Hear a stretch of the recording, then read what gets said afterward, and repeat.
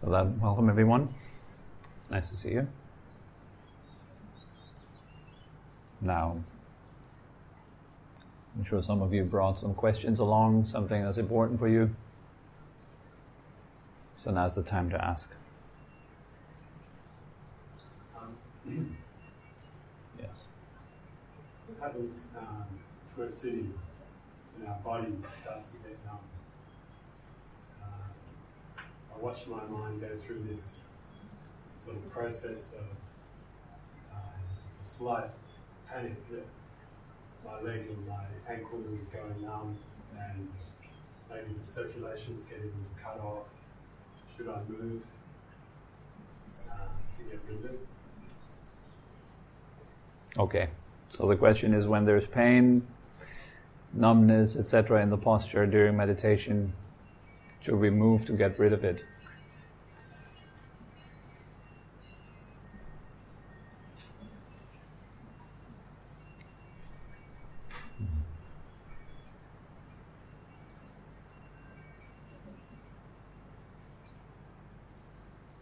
So there's two parts to that. One, you want to train your body and open your body so you sit in a healthy and good posture.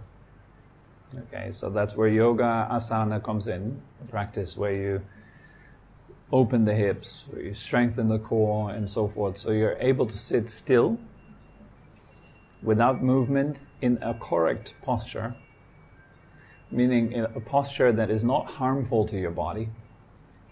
So you're not kind of yanking your legs up there and then you really have this stabbing knee pain or stabbing pain in your back because you're kind of in this weird hunched position or something like that. So you want to make sure to train yourself until you get a really, really good posture, ideally by visiting a yoga teacher and taking private classes that are just geared towards helping you with your posture. I would invest in that. So that is one very important point. Now, once your posture is correct, then you want to be still in it. This means don't move. So you will be confronted by all kinds of things that arise in the correct posture. Numb legs are one of those things, for example. In the beginning, even the posture might be correct, your legs are numbing. Or there might be some pain in the back because your muscles are not strong yet to keep you upright for a long time. Or shoulders, etc. might be really painful. Then just stay still. Let go. So at some point we have to let go of the body, otherwise meditation cannot happen. As long as you're caught up in the body, you can't go deeper. You're caught up at the most superficial level of experience, physical reality. So even though you might think you have an idea of what the mind is, at that time you have no clue what the mind is because it's completely mixed with the senses. So a mind that is completely mixed with the senses, we don't know what it means. Think of a glass of water. If you add some ink to it, then the water assumes that color. Say it becomes blue or yellow. It becomes indistinguishable from the water, the color. So you can't know the actual color of the water because all you see is a yellow liquid or a blue liquid. The same is true for the mind. As long as it is mixed up with the senses, you don't know what the mind is. As long as you're feeling the body, as you're hearing sounds, there's smell and taste and sight, those five. And of course, last but not least, thought. There is not really any meditation happening yet. You're still practicing, we can say. In order to get to the point where all these things fade, you have to keep the body still. Think of the body like a cup, and if you pour a liquid into the cup, then every time you move the cup, the liquid will move. There's no way of moving the cup without moving the liquid in it. If you find a way, I don't know how that would be possible, yes. So think of the body and the mind a bit like this. It's not a perfect picture, but it kind of does the trick. As long as you move the body, you're caught up in the body. You can't sink deeper. You can't let go of the body. One of the main goals of meditation practice is to let go of the body so you can have a pure, unadulterated experience of mind. Once you get to know what mind is. There's a lot of people nowadays that say, well, I am not the body, I am not the mind, I am not my thoughts, etc. But, they can't even sit still for 2 minutes or 5 minutes. So they are very much the body. Yes, they're very much caught up in the body. If you truly know that you're not the body, your posture will be very different. It'll be like a rock, completely still. You have nothing to do with the body, it's not your business. You're not suffering the body anymore. Then you go beyond it. So it's kind of a mix between training and then developing an attitude that lets go, that abandons the body, that leaves the body behind for the meditation practice. That is at least the way as it's taught in all the traditional ancient methodologies. All the old systems, they teach like this. Newer, modern systems, they are all about comfort. So just be comfortable, just be at ease. Lie down, here's a cushion, here's a blanket, here's this. It's all about like escaping the actual truth of the body.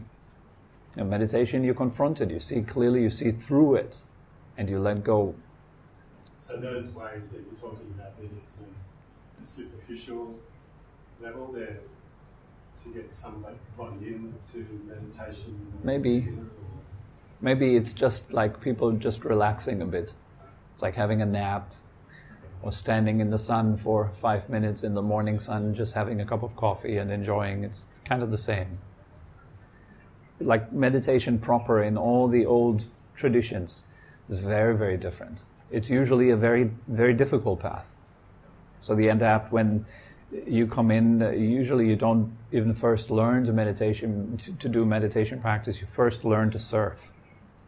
You come into a monastery, for example, your first jobs are going to be like clean the toilets and cook for everyone, and doing this, doing that, running here, running there, doing office works.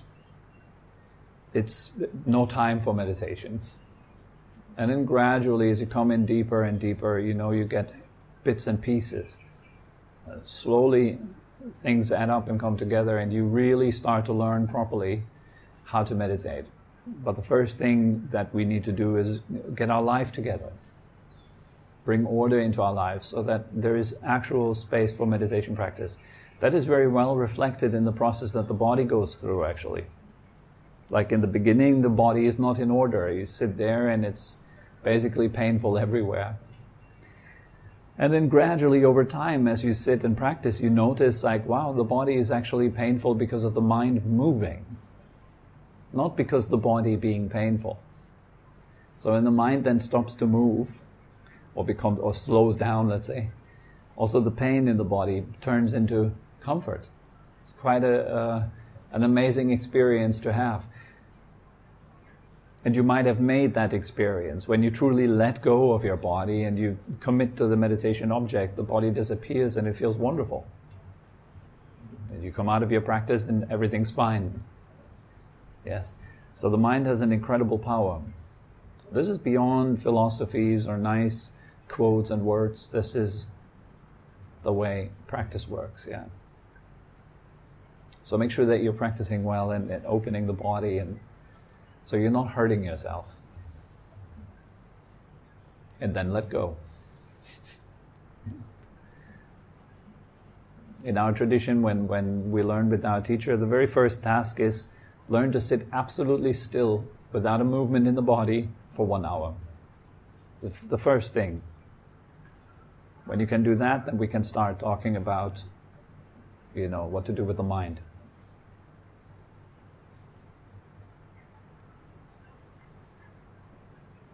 Okay? Good. Anything else?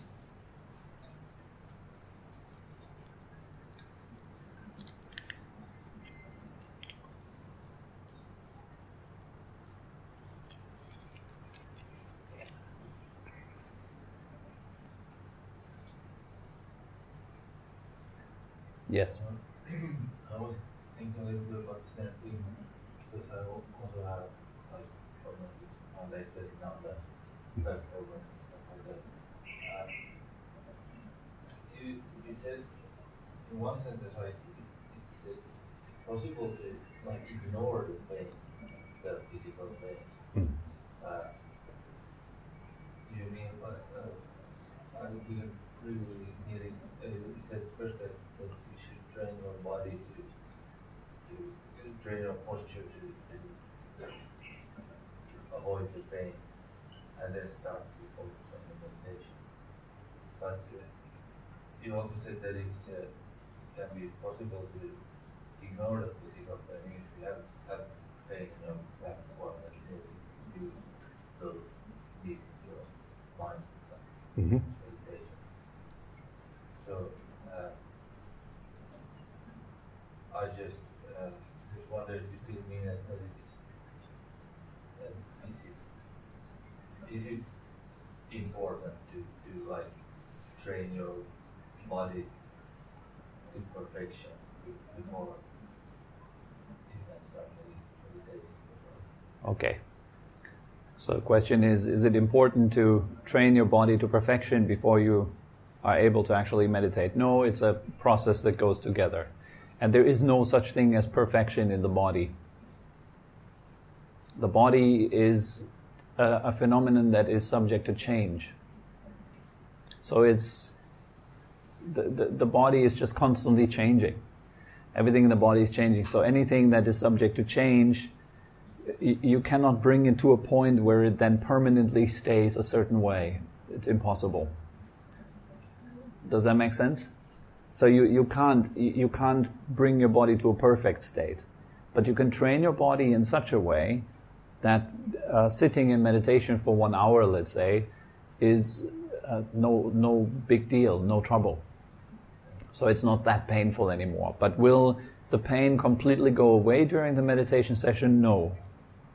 There's always something with the body.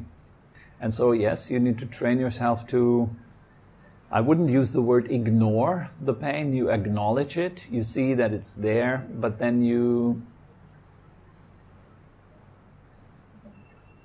not engaged with it in any way. Like you just let it be there, and you bring your attention to something else, to the breath, for example. So yes, there is pain, and you're kind of like, oh yeah, that's normal. The body will always have that kind of thing. And you just simply come back to the breath. So you shift your attention over to where it should be. That kind of leads eventually to the dissolution of the body. Because obviously, in your perception, the body becomes unimportant. It fades away. So it simply drops. Then the only thing left then is your breath, and then eventually just states of mind. Various states of mind. Gradually becoming more and more quiet. But yeah, until then you kind of have to, in the beginning, for a beginning practice, you have to say no to fidgeting first. You kind of want to fidget, you want to move around, you have to just say no to it. No fidgeting. No moving around. I'm going to commit to staying completely still, completely quiet until the bell goes off. And maybe you can start with short sessions, 15 minutes, 20 minutes, but then really commit to sitting still in perfect posture. Do that every day. And then add 2 minutes every week or 5 minutes or whatever you can do. So eventually you get up to an hour being able to sit perfectly still. In a perfect posture, no. Perfectly still so that nothing at all moves, also no. Your heart beats, your breath goes, so there is no way that your body kind of completely stops moving. And you will always kind of need to make subtle adjustments on the inside so that you're not building up tension again. You need to keep letting go of tension and so forth. But just from the outward perspective, your body looks very still for 1 hour. Freeze frame. Yeah, a bit like that, yes. if you record yourself with your cell phone, for example, for an hour, you put it on this, how do you call it? Time-lapse, yeah, thanks. You put it on a time-lapse recording, you can see how you move with your body. And if there's very little movement, you're doing really well, you're doing really good. Just drop it. Just drop everything. Back to the breath, back to the breath, back to the breath. It just doesn't matter. Your body in the beginning will go, hey, this is the need trying to get through to you, like, please can you change my posture? You just go back to the breath. Stone-faced. Back to the breath. Oh, this is your lower back. Please change. Back to the breath. Oh, this is your shoulder. Back to the breath. So you just constantly just go back to the breath. And you relax on the out-breath. Keeping the body soft and open while you keep it still. And then eventually, the body goes into the background. Then the mind will come with thoughts and emotions and stuff like that. Here, pay attention to that thought. Oh, pay attention to this. Endless. So you need to drop all that stuff. Not my business. You let it pass by. That's, by the way, the way you learn to stay relaxed in daily life. You're able to just let things go. Getting stuck with something. It's a wonderful tip for anyone who has a relationship. So many unnecessary fights because we just don't let go of that one thing. We just hold on to it. Like, why would you look at me like that? And then I think about it, and then I keep it in my head, and then eventually after an hour of brooding on it, I confront you with it. Like, before you were looking at me in a funny way. What was that about? Like, did I do something wrong again? And there you have a fight. Totally unnecessary. Just let it go. Just let it go. Oh yeah, my husband made a mistake. My wife made a mistake. Thinking about the mistakes. Again, she always makes these mistakes. Why does she always make these mistakes? Just let it go. Just let it go. People make mistakes. It's the world. The faster you know that the world is a place where people make mistakes most of the time, where things go wrong most of the time, you just relax about it. Yeah, oh yeah, everything's normal. People make mistakes. So do I. So better focus on my own mistakes and letting them go. So the mind comes up with all kinds of stuff. Let it go. And you learn that through letting go of pain in the body, then pain in the mind, you just let it go. You drop it. It's uninteresting. It's not my business. There's plenty of it, and it's unending.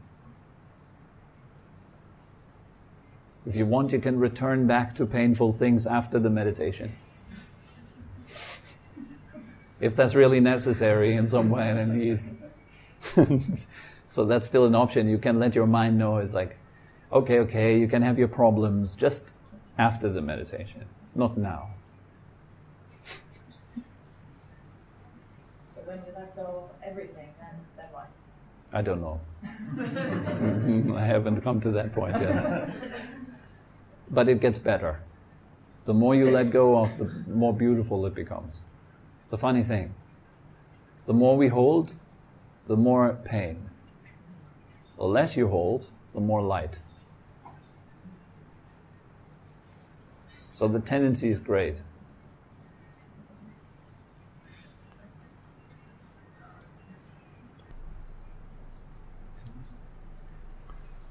Thank you very much for coming today.